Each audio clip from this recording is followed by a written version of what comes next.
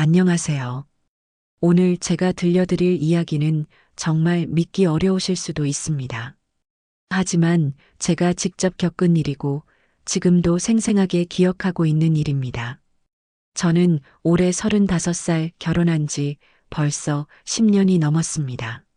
남편과는 대학교 동기였고 연애를 3년 정도 하다가 결혼했지요. 그때는 정말 행복했습니다. 사랑하는 사람과 결혼한다는 것만으로도 세상을 다 가진 기분이었거든요. 하지만 결혼 생활이 시작되면서부터 제 인생은 완전히 달라졌습니다. 특히 시댁 식구들 때문이었지요. 결혼식 준비를 하던 때가 생각납니다. 저희 친정은 정말 평범한 가정이었습니다. 아버지는 작은 회사에서 평생을 성실하게 일하셨고 어머니는 전업주부셨지요. 특별히 부유하지도 그렇다고 가난하지도 않은 그런 집안이었습니다. 반면에 시댁은 달랐습니다. 시아버지는 중견기업의 임원이셨고 시어머니는 부동산 투자로 꽤 돈을 벌어들이고 계셨거든요. 시댁집도 강남에 있는 아파트였고 차도 수입차를 타셨습니다. 처음부터 시어머니의 태도가 냉랭했습니다. 우리 아들이 좀 급했나 봐. 이런 집 딸과 결혼식장에서 친정 쪽 하객들을 보시더니 이런 말씀을 하셨지요. 그 순간 정말 가슴이 무너지는 것 같았습니다. 하지만 결혼식 당일이니까 참았습니다. 새댁이 첫날부터 시어머니와 다투면 안 되잖아요. 신혼여행을 다녀와서 시댁에 인사를 갔을 때도 마찬가지였습니다. 친정에서 뭘 해줄 수 있겠어? 우리가 다 해줘야지. 이런 식으로 말씀하시는 거예요. 마치 제 친정이 무능력하고 가난해서 딸 하나 제대로 시집도 못 보낸 것처럼 취급하셨습니다. 결혼 후 첫 번째 명절이었습니다. 추석이었지요. 시댁에 가서 차례를 지내는데 시어머니가 제게 이런 말씀을 하셨습니다. 우리 집안 차례상이 어때? 친정에서는 이런 거 못 봤을 거야. 여기 오니까 배우는 게 많을 거야. 정말 모욕적이었습니다. 저희 친정도 매년 차례를 정성스럽게 지냈거든요. 어머니가 며칠 전부터 준비하시고 아버지도 조상님을 정말 정성으로 모셨는데 말이에요. 그런데 더 충격적인 건 시누이들의 반응이었습니다. 큰 시누이와 작은 시누이 모두 시어머니 편에서 저를 은근히 무시했거든요. 언니, 우리 엄마 말씀이 맞아. 여기서 많이 배워가야 해. 큰 시누이가 이렇게 말하면서 웃었습니다. 그 웃음 속에 담긴 조롱을 어떻게 잊을 수 있겠어요. 남편에게 하소연을 했습니다. 여보, 시어머니가 너무 심하게 말씀하시는 것 같아. 하지만 남편의 반응은 실망스러웠습니다. 엄마가 원래 그래. 너도 이해해봐. 우리가 좀 더 잘해드리자. 저만 참으면 되는 일이라고 하더군요. 그때부터 저는 혼자서 모든 걸 견뎌내야 한다는 걸 깨달았습니다.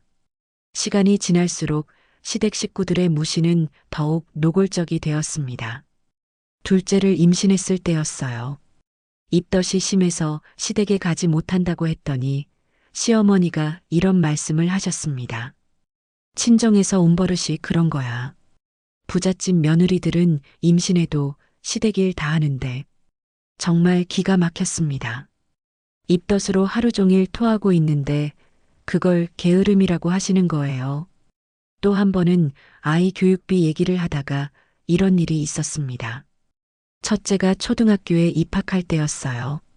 학원비며 교재비며 들어갈 돈이 많았는데 시어머니가 이렇게 말씀하셨습니다. 친정에서 도움이라도 되면 좋겠는데 오히려 우리가 챙겨줘야 하니까 부담이지. 그런 식으로 항상 저희 친정을 무능력하다고 치부하셨어요. 마치 친정 부모님이 딸을 제대로 뒷바라지하지 못한다는 식으로 말이에요. 이런 일들이 계속되면서 저는 친정 부모님께 죄송한 마음이 들기 시작했습니다. 시댁에서 이렇게 무시당하는 게 부모님 때문인 것 같아서요. 아버지는 평생을 성실하게 일해오셨지만 큰 부자는 되지 못하셨습니다. 대기업도 아니고 작은 회사에서 말단 사원으로 시작해서 과장까지 승진하신 게 전부였어요. 어머니도 살림을 정말 알뜰하게 하시며 저와 남동생을 키워주셨지만 눈에 띄는 무언가가 있는 건 아니었죠. 그래서인지 시댁에서 보기에는 정말 평범한, 아니 평범 이하의 집안으로 보였던 것 같습니다. 친정에 갈 때마다 부모님 얼굴을 보기가 부끄러웠어요. 시댁에서 이런 대우를 받는다고 말씀드릴 수도 없었고요. 부모님이 상처받으실까봐 두려웠거든요. 아버지는 항상 이렇게 말씀하셨습니다. 딸아, 시댁에서 잘하고 있지? 아버지가 별로 해준 게 없어서 미안하다. 이런 말씀을 들을 때마다 눈물이 났습니다. 아버지는 잘못이 없으신데 제가 시댁에서 무시당하는 걸 보면서 자책하고 계신 것 같아서요. 결혼 10년 차가 되던 해 정말 잊을 수 없는 일이 일어났습니다. 시댁에서 친척 모임이 있었어요. 큰아버지, 작은아버지 댁 식구들이 모두 모이는 자리였습니다. 그날 시댁 친척들은 저를 완전히 투명인간 취급했습니다. 인사를 해도 대충 받아주시고 대화에도 끼워주지 않았어요. 그러다가 식사 후에 거실에서 이런 대화가 오갔습니다. 큰아버님이 말씀하셨어요. 요즘 애들은 참 좋은 시대에 산다. 우리 때는 집안 보고 결혼했는데. 그러자 시어머니가 대답하셨습니다. 그러게요. 우리 며느리도 뭐 집안이 그렇긴 하지만 작은아버님이 물어보셨어요. 친정이 어디예요? 그냥 평범한 집이에요. 아버지가 작은 회사 다니시고 시어머니의 대답이었습니다. 그런데 그 다음에 나온 말이 정말 충격적이었어요. 큰어머님이 이렇게 말씀하셨거든요. 아, 그러면 거의 거지나 다름없네. 그 순간 정말 머리가 하얘졌습니다. 거지요? 성실하게 평생을 일해오신 저희 아버지를 거지라고 하시는 거예요? 하지만 더 충격적인 건 그 다음이었습니다. 시댁 식구들이 모두 웃었거든요. 마치 정말 재밌는 농담을 들은 것처럼 말이에요. 시어머니도 웃으시면서 이렇게 말씀하셨습니다. 그래도 사위는 착해요. 우리한테 잘하니까. 마치 제가 거지집 딸인데도 시댁에서 받아줘서 감사해야 한다는 식이었어요. 그날 집에 돌아와서 저는 펑펑 울었습니다. 평생 이렇게 모욕감을 느껴본 적이 없었거든요. 남편에게 하소연했지만 역시나 별 도움이 되지 않았습니다. 친척들이 그런 말을 했다고? 설마 믿지 않으려고 하더군요. 그러다가 나중에는 이렇게 말했어요. 그래도 친척들 앞에서 그런 말이 나왔다면 우리가 좀 더 잘해드려야 하는 거 아닐까? 또 제가 참으라는 거였어요. 10번째 해에도 똑같은 말만 하는 남편을 보면서 정말 절망스러웠습니다. 그날 밤에 저는 친정 부모님 생각을 했습니다. 평생 성실하게 살아오신 분들인데 이렇게 무시당해야 하나 싶어서 가슴이 아팠어요. 특히 아버지 생각을 하니까 더욱 마음이 아팠습니다. 아버지는 정말 모범적인 분이셨거든요. 술도 안 드시고 담배도 안 피우시고 오직 가족을 위해서만 사셨는데 말이에요. 그로부터 며칠 후 저는 친정에 갔습니다. 시댁에서 받은 스트레스 때문에 정말 힘들어서 어머니께 위로받고 싶었거든요. 그런데 그날 정말 뜻밖의 일이 일어났습니다. 집에 도착했는데 거실에 어머니와 함께 낯선 남자분이 앉아 계시는 거예요. 정장을 잘 차려입으신 분이었는데 뭔가 범상치 않은 느낌이었습니다. 어머니가 저를 보시더니 이렇게 말씀하셨어요. 아, 잘됐다. 딸도 왔네. 여기 아버지 회사 후배분이셔. 그분이 일어나시면서 인사를 하셨어요. 안녕하세요. 저는 대성그룹 김민호 상무입니다. 대성그룹이요? 국내 10대 기업 중 하나인 그 대성그룹 말인가요? 저는 깜짝 놀랐습니다. 그런데 더 놀라운 건 그 다음이었어요. 김상무님이 이렇게 말씀하시는 거예요. 사장님께서 안부 전해달라고 하셨습니다. 사장님이요? 아버지를 사장님이라고 부르시는 거예요? 저는 어리둥절했습니다. 아버지는 작은 회사의 과장님이신데 왜 대성그룹 상무가 아버지를 사장님이라고 부르시는 걸까요? 어머니도 당황스러워 보이셨어요. 여보, 딸 앞에서. 그때 아버지가 들어오셨습니다. 평소와 다름없는 모습이셨지만 김상무님을 보시더니 표정이 살짝 굳어지셨어요. 김상무, 집까지 와서 미안하네. 아닙니다. 이런 중요한 일은 직접 와서 말씀드려야죠. 김상무님이 서류 봉투를 하나 건네시면서 이렇게 말씀하셨습니다. 분기 실적 보고서와 함께 이사회 개최 관련 서류도 넣어뒀습니다. 이사회요? 제가 알기로는 이사회는 대기업의 경영진들이 모이는 회의 아닌가요? 김상무님이 가신 후 저는 부모님께 물어봤습니다. 아버지, 그분이 왜 아버지를 사장님이라고 부르셨어요? 아버지와 어머니가 서로 눈빛을 주고받으시더군요. 그러더니 아버지가 한숨을 크게 쉬셨어요. 딸아, 사실 아버지가 숨긴 게 있다. 숨긴 게요? 아버지가 대성그룹의 2대 주주야. 순간 귀를 의심했습니다. 대성그룹의 2대 주주요? 그 큰 회사이요? 어머니가 설명해 주셨어요.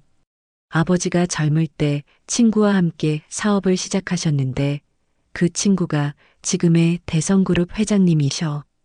아버지는 뒤에서 투자만 하시고 경영에는 참여 안 하셨는데 그 회사가 이렇게 커진 거야. 정말 믿기지 않았습니다. 그렇다면 그러면 아버지는 왜 회사에 다니세요? 일하는 게 좋거든. 그리고 너희들한테 돈의 가치를 가르쳐 주고 싶어서 부모가 부자라고 해서 자식들이 나태해지면 안 되니까. 아버지의 말씀이었습니다. 어머니가 덧붙이셨어요. 사실 우리가 살고 있는 이 집도 아버지 소유인 빌딩이야. 1층에서 4층까지는 상가고 5층부터 10층까지는 오피스텔인데 우리는 펜트하우스에 살고 있는 거지. 정말 놀라운 일이었습니다. 제가 어릴 때부터 살던 이 집이 우리 소유 건물이었다니요. 그러면 아버지는 대성그룹 지분만으로도 한 달에 수억씩 배당금이 들어와. 그 외에도 부동산 투자랑 다른 사업들도 하고 계셔. 어머니의 설명을 들으면서 저는 어지러웠습니다. 그렇다면 저희 집은 시댁보다 훨씬 부유한 집안이었던 거예요. 그날 집에 돌아가는 길에 저는 정말 복잡한 기분이었습니다. 한편으로는 시댁에서 그렇게 무시당할 일이 아니었구나 싶어서 시원했어요. 하지만 다른 한편으로는 부모님이 왜 이런 사실을 숨기셨을까 하는 의문이 들었습니다. 집에 와서 남편에게 이 사실을 말해야 할지 고민됐어요. 말하면 시댁 태도가 180도 달라질 게 뻔했거든요. 하지만 그런 식으로 대우받고 싶지는 않았습니다. 그보다는 지금까지 시댁에서 저희 친정을 무시했던 것들이 얼마나 잘못된 일인지 깨닫게 해주고 싶었어요. 며칠을 고민한 끝에 저는 결심했습니다. 시댁에 이 사실을 알리기로 한 거지요. 하지만 제가 직접 말하는 게 아니라 자연스럽게 알게 되도록 하고 싶었습니다.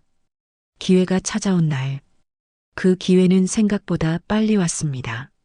큰 시누이가 이사를 한다면서 시댁 식구들이 모두 도와주러 가기로 했거든요. 이사하는 집이 강남의 새 아파트였는데 마침 그 단지가 저희 아버지 소유 건물들 근처였어요. 이사 도움을 주러 갔다가 점심을 먹으러 나왔는데 시어머니가 이렇게 말씀하셨습니다.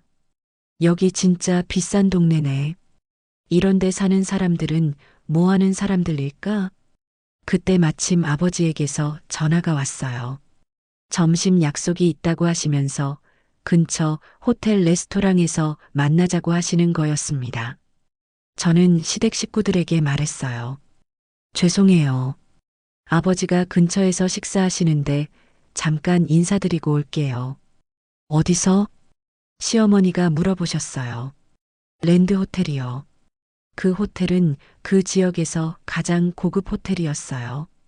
시어머니 표정이 약간 의외라는 듯이 변했지만 별 말씀은 안 하셨습니다. 호텔에 도착해서 아버지를 찾았습니다. 아버지는 최고층 레스토랑의 VIP룸에 계셨어요. 그런데 아버지 혼자가 아니었습니다. 대성그룹 김 회장님과 다른 임원분들이 함께 계셨거든요. 저는 깜짝 놀랐어요. 아버지, 중요한 자리인 줄 몰랐어요. 괜찮다. 어차피 식사 거의 끝났고 김 회장님이 너 한번 보고 싶다고 하셨거든. 김 회장님이 일어나시면서 인사해 주셨어요. 아, 이분이 그 유명한 따님이시군요. 아버님이 자랑을 얼마나 많이 하시는데 정말 신사적이고 품이 있는 분이셨어요. 그런데 저 때문에 자리를 일찍 파하시는 것 같아서 죄송했습니다. 죄송합니다. 제가 너무 갑자기. 아닙니다. 오늘 만나서 반가웠어요. 아버님, 그러면 다음 주 이사회 때 뵙겠습니다. 김 회장님이 나가시면서 한 말씀이 저에게는 큰 의미였습니다. 이사회라니 역시 아버지가 경영진 중 한 분이시는 게 맞았던 거네요. 아버지와 저만 남았을 때 아버지가 말씀하셨어요. 딸아, 오늘 시댁 식구들이랑 왔다며? 네. 큰 시누이 이사 도와주러 왔어요. 그럼 인사나 드릴까? 순간 저는 망설였습니다. 아버지가 시댁 식구들을 만나시면 뭔가 복잡해질 것 같았거든요. 하지만 아버지는 이미 마음을 정하신 것 같았어요. 딸이 결혼한 지 10년이나 됐는데 장인어른이 인사도 안 드리면 안 되지. 아버지와 함께 시댁 식구들이 있는 곳으로 갔습니다. 근처 한정식집에서 식사를 하고 계셨어요.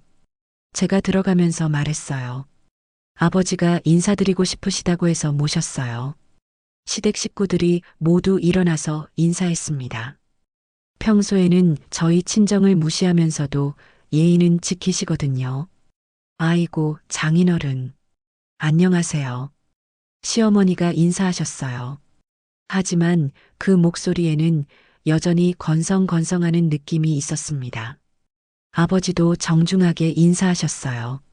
안녕하세요. 평소에 저희 딸이 신세 많이 지고 있습니다. 식사 자리에 아버지도 앉으셨습니다.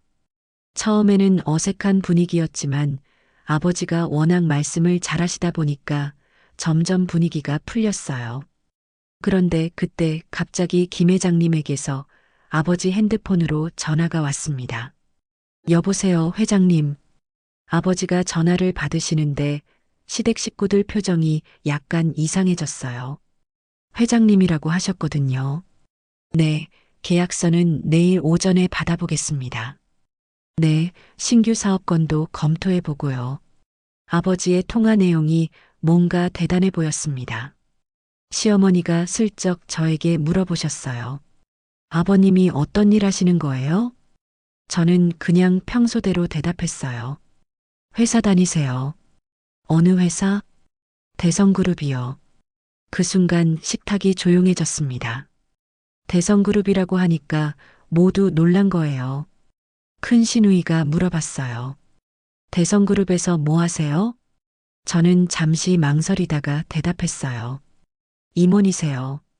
사실 임원이라는 표현도 정확하지 않았지만 주주라고 하기에는 좀 복잡할 것 같아서 그렇게 말했습니다.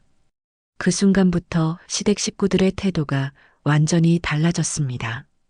시어머니가 갑자기 공손해지셨어요. 아이고, 그런 큰 회사에 다니시는 줄 몰랐네요.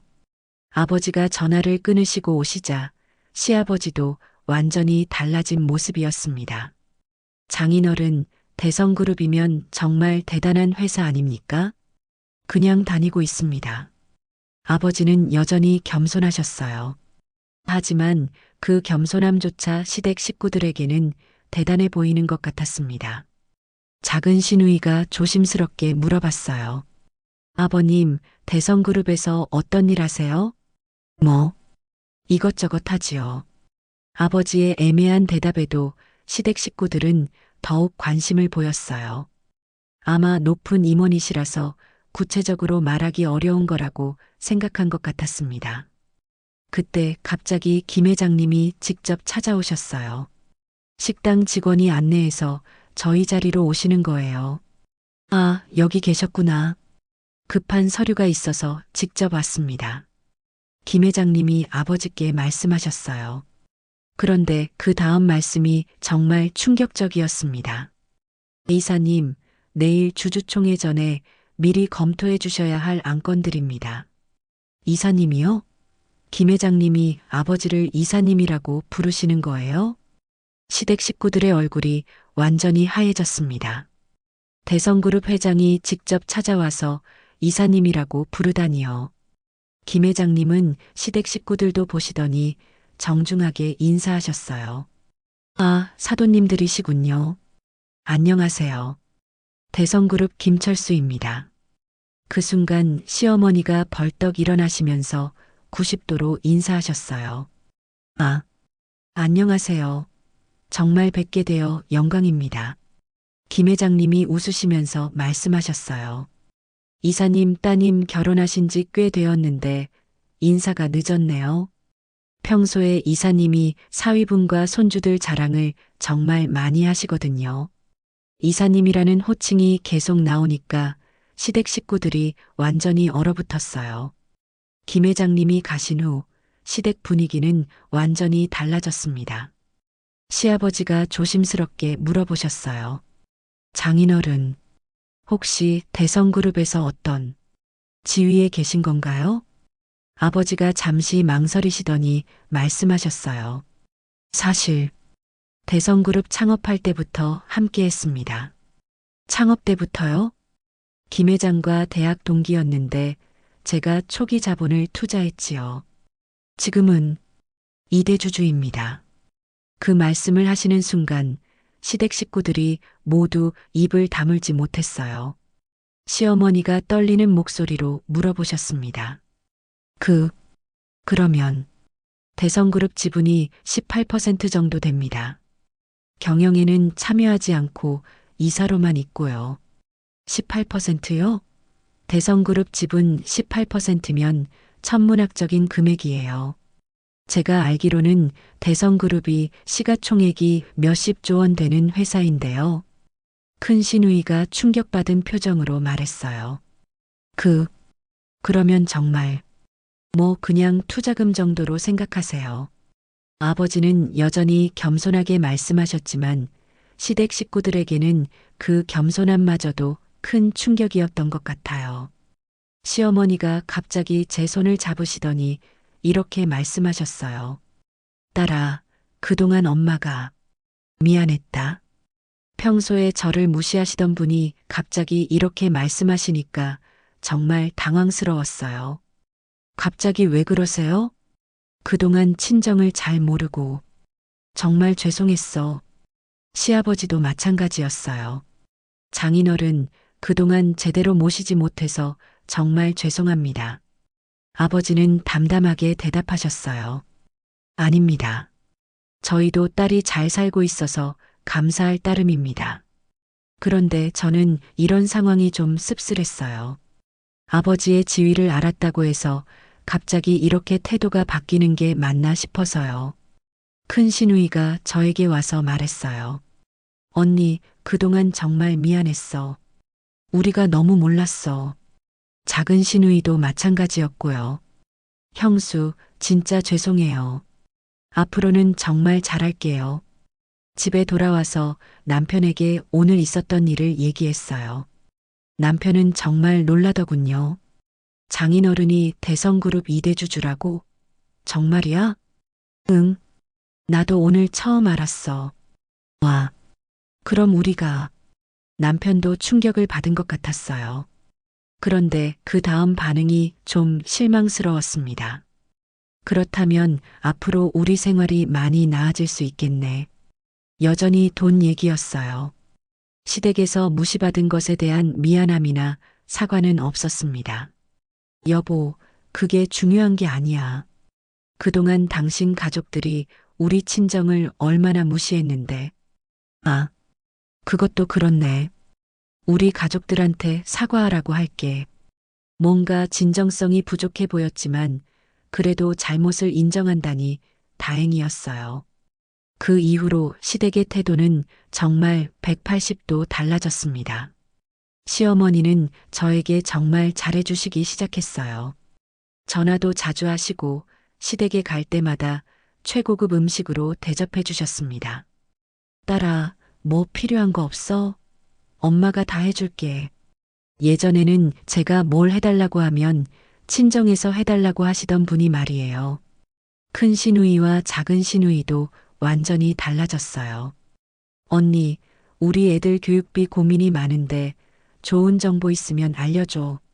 예전에는 저를 촌스럽다고 무시하시던 분들이 이제는 조언을 구하시는 거예요. 시댁 친척들도 마찬가지였어요. 다음에 만났을 때는 저를 정말 극진하게 모셨습니다. 아이고, 우리 며느리. 그동안 예의를 잘 못 지켜서 죄송했어요. 그날 저를 거지라고 했던 큰어머님도 완전히 달라진 모습이었어요. 며칠 후에 친정에 갔을 때 어머니와 진지한 대화를 나누었습니다. 엄마, 왜 그동안 이런 걸 숨기셨어요? 어머니가 한숨을 쉬시더니 말씀하셨어요. 딸아, 돈 때문에 사람들이 달라지는 게 보기 싫었어. 특히 너희들이 돈의 가치를 모르고 자랐으면 어떡하나 싶어서. 그래도 시댁에서 그렇게 무시당하는데. 그런 사람들은 어차피 돈을 알면 태도가 바뀌어. 그럼 그게 진짜 인간관계가 아니잖아. 어머니의 말씀에 일리가 있었어요. 실제로 시댁 식구들이 아버지의 지위를 알고 나서 태도가 바뀐 걸 보니 그 전의 무시가 얼마나 진심이었는지 알 수 있었거든요. 아버지도 말씀하셨어요. 딸아, 아버지가 평생 배운 건 이거야. 사람은 가진 걸로 판단받는 게 아니라 하는 일로 판단받아야 한다는 것. 그래서 지금까지도 회사 다니면서 성실하게 살고 있는 거고. 그래도 시댁에서 그런 사람들 때문에 우리가 달라질 필요는 없어. 우리는 그냥 우리답게 살면 돼. 부모님의 철학을 이해할 수 있었어요. 하지만 그동안 제가 받은 상처들은 쉽게 사라지지 않았습니다. 시간이 지나면서 저는 이번 일을 통해 많은 걸 깨달았습니다. 첫째, 사람을 겉모습이나 조건으로 판단하면 안 된다는 것. 시댁 식구들이 저희 친정을 무시했던 건 결국 자신들의 편견 때문이었어요. 둘째, 진정한 인간관계는 조건이 바뀐다고 해서 바뀌는 게 아니라는 것. 시댁 식구들이 아버지의 지위를 알고 나서 태도가 바뀐 건 진짜 관계가 아니었던 거죠. 셋째, 부모님의 가르침이 얼마나 소중한지. 돈이 있어도 겸손하게 사시고 자식들에게 올바른 가치관을 심어주려고 하신 부모님이 정말 대단하다는 생각이 들었어요. 지금은 시댁과의 관계가 많이 개선되었습니다. 하지만 저는 예전처럼 무시받던 때와 지금 극진하게 대접받는 것 사이에서 균형을 찾으려고 노력하고 있어요. 시어머니가 너무 잘해주시려고 하시면 이렇게 말합니다. 어머니, 예전처럼 편하게 대해주세요. 저는 그냥 평범한 며느리예요. 가끔은 시댁 식구들이 당황해 하세요. 돈 많은 집 딸인데 왜 이렇게 소박하게 사느냐면서요. 하지만 저는 부모님에게서 배운 대로 살고 싶어요. 가진 것에 의존하지 않고 제 자신의 가치로 인정받고 싶습니다. 저에게는 두 아이가 있어요. 큰아이는 올해 중학생이 되었고 둘째는 초등학교 고학년입니다. 이번 일이 있고 나서 아이들에게도 변화가 생겼어요. 시댁에서 아이들을 대하는 태도가 완전히 달라진 거예요. 예전에는 너희 외할아버지는 별거 없으니까 너희가 열심히 해야 한다고 하시던 분들이 이제는 외할아버지처럼 훌륭한 분이 되어라라고 하십니다. 하지만 저는 아이들에게 이렇게 말해요. 할아버지가 대단한 분이긴 하지만 그건 할아버지 것이야. 너희는 너희만의 길을 찾아야 해. 아이들도 이해하는 것 같아요. 큰아이가 이런 말을 했거든요. 엄마, 외할아버지가 돈이 많다고 해서 우리가 대단한 건 아니지? 맞아. 너희는 너희가 노력한 만큼 인정받는 거야. 지금 시댁과의 관계는 예전보다 훨씬 좋아졌지만 저는 여전히 조심스러워요. 이 좋은 관계가 아버지의 지위 때문인 걸 알고 있거든요. 가끔 시어머니가 이런 말씀을 하세요. 그동안 정말 미안했다. 우리가 너무 몰랐어. 그럴 때마다 저는 대답합니다. 괜찮아요. 이제 서로 이해하고 지내면 되죠. 하지만 마음속으로는 복잡해요. 진정한 사과라면 아버지의 지위를 모를 때 했어야 하는 거 아닌가요? 남편에게도 이런 마음을 털어놓았어요. 여보, 솔직히 말하면 시댁 식구들이 이제 와서 사과한다고 해도 진정성이 느껴지지 않아. 남편도 이해한다고 하더군요. 맞아. 우리 가족들이 잘못했어. 하지만 이제라도 깨달은 게 다행이지 않을까? 이번 일을 겪으면서 가장 크게 느낀 건 친정 부모님에 대한 감사함이에요. 부모님은 정말 훌륭한 분들이셨어요. 충분한 재력이 있으면서도 자식들에게 겸손함과 성실함을 가르쳐 주셨거든요. 만약 어릴 때부터 집안이 부유하다는 걸 알고 자랐다면 저는 지금과 다른 사람이 되었을 거예요. 아마 오만하고 게으른 사람이 되었을지도 몰라요. 하지만 부모님 덕분에 저는 모든 걸 스스로 해내려고 노력하는 사람이 되었어요. 결혼해서도 남편과 함께 우리만의 힘으로 살아가려고 했고요. 이제 아버지의 진짜 모습을 알고 나니 더욱 존경스러워요. 그런 큰 부를 가지고도 평생 성실하게 살아오신 모습이 정말 대단하다고 생각해요. 이번 일이 있고 나서 저는 앞으로의 삶에 대해 많이 생각해 봤어요. 첫째, 시댁과는 적당한 거리를 유지하려고 해요. 너무 가깝지도 너무 멀지도 않게 말이에요. 진정한 관계가 될 때까지는 시간이 필요할 것 같거든요. 둘째, 아이들에게는 할아버지의 부를 의존하지 말고 스스로 노력하는 사람이 되라고 가르칠 거예요. 그게 진정한 교육이라고 생각해요. 셋째, 저도 제 자신의 가치를 높이려고 노력할 거예요. 남편 집안이나 친정 집안에 의존하지 않고 저만의 능력을 키워나가고 싶어요. 저의 이야기를 들어주셔서 감사합니다. 사실 이런 일을 겪으면서 많은 걸 배웠어요. 사람을 판단할 때는 겉모습이나 조건이 아니라 그 사람의 진짜 모습을 봐야 한다는 것. 그리고 진정한 인간관계는 조건이 바뀐다고 해서 바뀌는 게 아니라는 것. 만약 여러분 중에서도 시댁이나 친정 때문에 고민이 있으시다면 너무 상처받지 마세요. 그런 사람들의 잣대로 여러분의 가치가 결정되는 건 아니거든요.